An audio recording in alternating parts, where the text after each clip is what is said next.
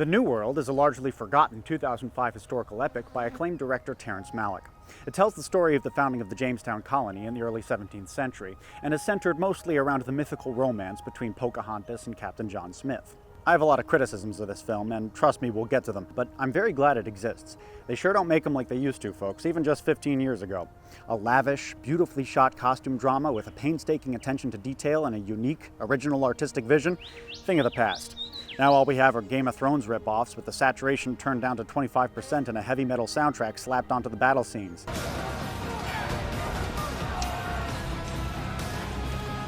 Like fucking Nightfall. That show fucking sucks, and everyone who watches it is a terrible person. Yes, even you, Tyler. Don't act so surprised. I know you're watching this video, sitting there with your chicken nuggets. Watching the New World's making of documentary gave me a real appreciation for all the care and craft that went into this film. And let me just tell you for a second how amazing this making of documentary is. No voiceover, no flashy graphics or heavy reality TV editing, just somebody with a standard def DVX in 2004 shooting a film crew doing their jobs.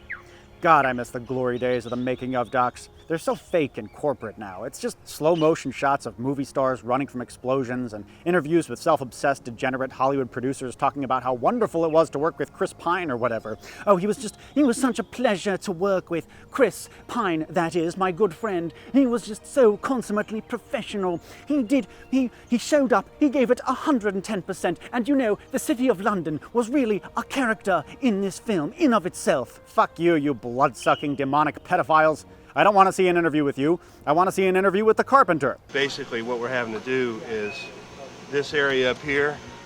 You see where my hand is, where the pole's attached to the top of the hut. Or the second camera assistant. It was tough to keep the equipment dry, free from humidity, the lenses from fogging up. Oh, that's the good shit right there. But I digress. The point is that I got mad respect for the crew of this movie, and I think they did a phenomenal job. I would also recommend this movie. I want to make that clear. You should definitely check it out if you haven't already. Be sure to watch the extended cut, though. It's way better. However, you should also know what you're getting into. This is not your typical action-adventure historical epic. It's not really a conventional romance film either. It's pretty atypical in every way.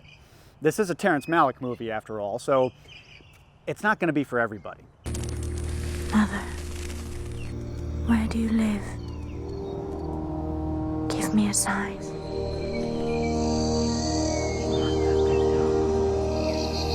Now look guys, I went to film school. I'm pretentious as fuck, and I'm proud of it. I love movies that push boundaries and utilize the medium in new ways.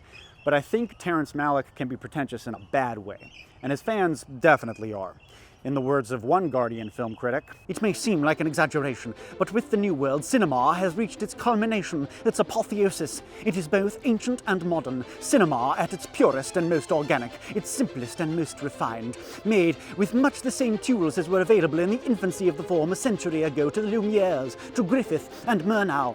Barring a few adjustments for modernity, color, sound, developments in editing, a hyper-cine-literate audience, it could conceivably have been made 80 years ago, like Murnau and Flaherty's Taboo. This is why, I believe, when all the middlebrow Oscar dross of our time has eroded away to its constituent molecules of celluloid, the New World will stand tall, isolated and magnificent, like Kubrick's Black Monolith. Anything else that survives from now till then will, by comparison, probably resemble 2001's Grunting Apes. To quote simultaneously Godard's Pierre Le Fou and primitivist auteur Sam Fuller, whose 1957 Western Run of the Arrow is a sort of thematic inbred bastard cousin of the New World, Malick is seeking, in a word, emotion.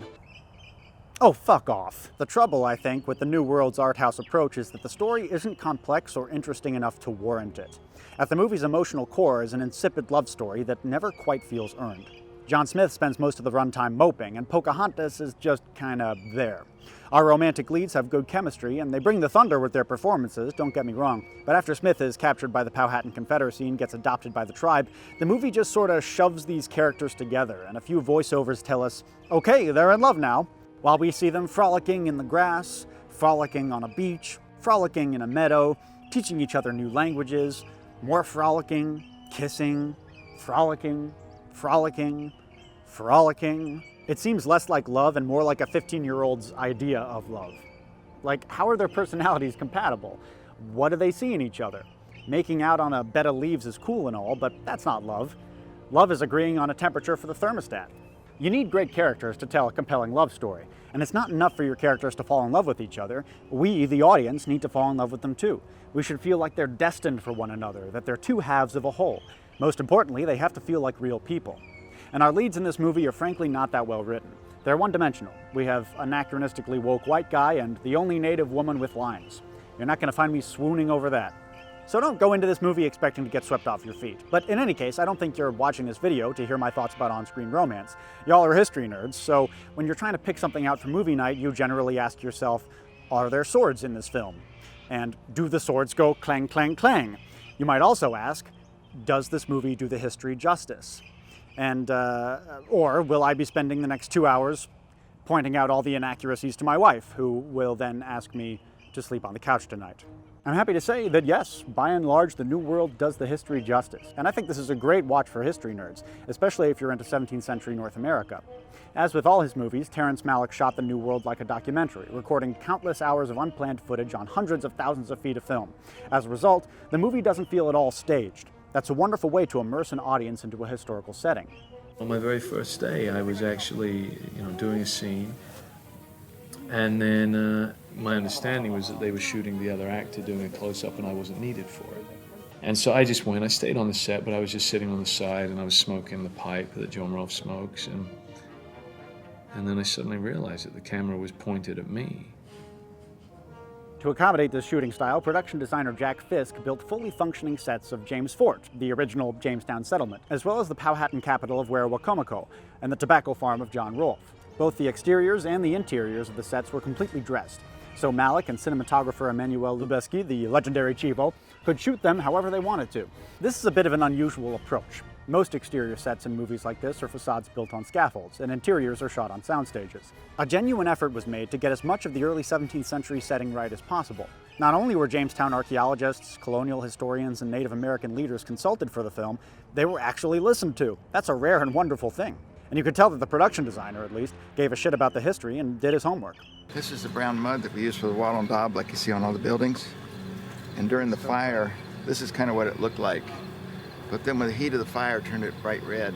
We sent some of this to Jamestown, the APVA, because they found pieces similar to this in their excavations, and they wanted to see how this compared to what they had. There are also some wonderful historical details in this film that you really don't see in other movies about colonial America. The coolest, I think, comes at the end when we see Pocahontas and a few other natives come to England. The extent of the Native American presence in Europe during this period is poorly understood, but a small number of them did come over, some as slaves and some by choice. I just love this scene with Wes Studi and all his Powhatan finery strolling through an English pleasure garden. It's a neat image. I also like how Smith is fighting in full plate armor when he gets captured by some native warriors. Historically, it's pretty absurd. I mean, that's jousting armor, not Indian fighting armor. But who fucking cares? It's cool, and it raises an interesting idea that I've thought about a lot when studying this period, that European colonists in America were essentially just transplanted medieval people. There's this pervasive notion that the Renaissance was this singular moment of immense technological and cultural upheaval, that Europeans emerged from barbarity and then went out and explored the world. But the fact is that the Middle Ages were not that barbarous. You could make a really good argument that the Renaissance was a far more violent and backwards time than the Middle Ages were.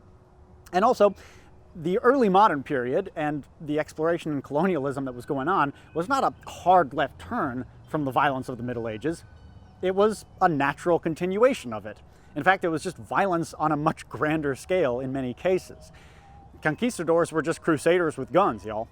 Now, there's certainly more stuff to nitpick. The actors speak in modern English accents, and the dialogue wafts between highly formal 17th century diction and more casual modern diction. John Smith and Pocahontas were probably never an item, and if they were, it would be incredibly gross considering their massive age difference. If Pocahontas did genuinely care for Smith, it was probably more as a father figure. Despite that, the broad sequence of events unfolds as they did historically, or at least as English chroniclers recorded them. Smith got captured by the Powhatan, and according to him, Pocahontas saved his life. He returned to the James Fort just in time to nearly starve to death during the colonists' first winter in Virginia. People ate each other, yay! And then the Powhatan saved the Englishmen's lives by bringing them food. Then their relations deteriorated. There was conflict. Pocahontas got kidnapped, then was baptized and got married.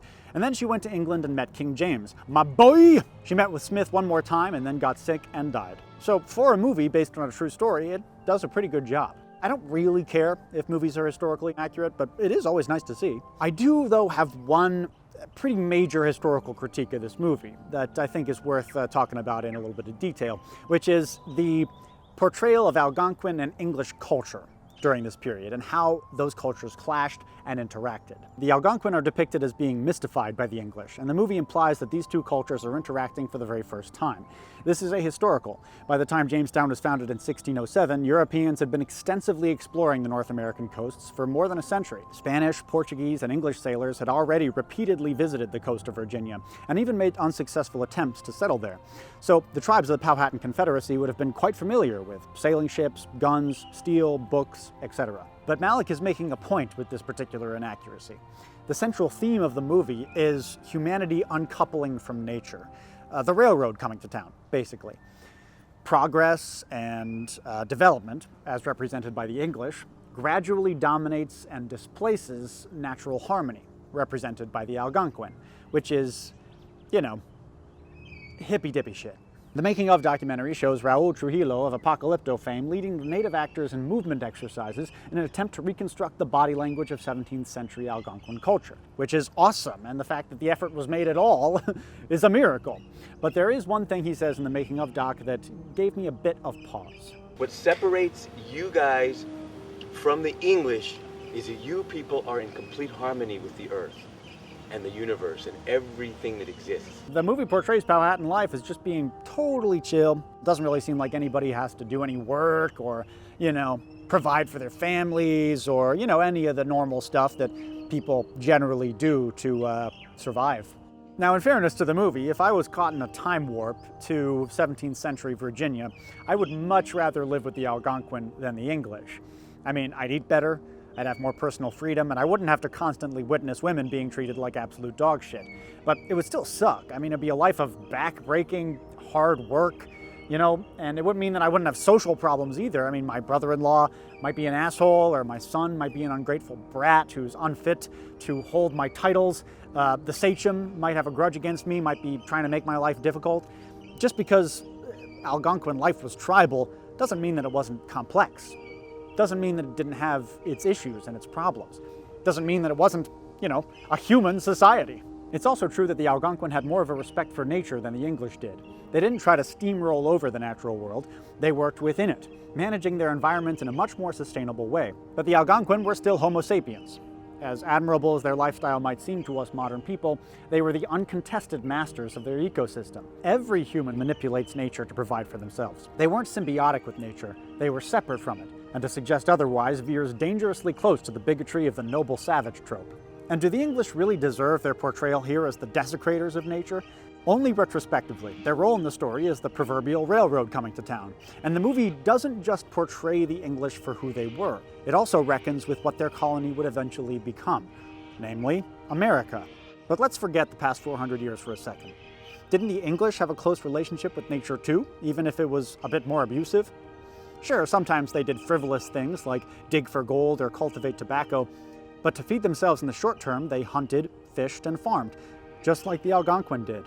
And yeah, of course there were massive cultural differences, but at the end of the day, these are both pre-industrial agricultural societies, much more alike than the movie gives them credit for. The New World just oozes with this sense of melancholy about humanity uncoupling from nature. Even the title, The New World, implies that there's sort of a thematic old world, where we lived in harmony with the earth. And I think pining for that connection with nature is frankly a pretty privileged angst to have. I mean, if our culture wasn't so pampered and entitled, then we wouldn't dare to presume that living in harmony with nature was simple or innately fulfilling. And I mean, the great thing about the modern world, one of the great things, is that you can connect with nature anytime you want. It's called camping, you numbnuts. Oh, I'm sorry, is your objectively amazing modern life getting you down? Then go hike the Appalachian Trail or something. Jesus.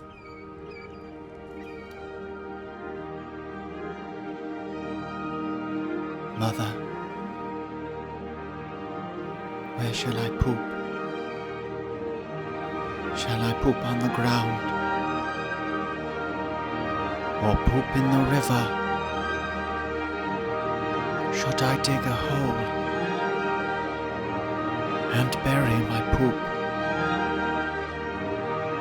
Mother, give me a sign. Give me a sign.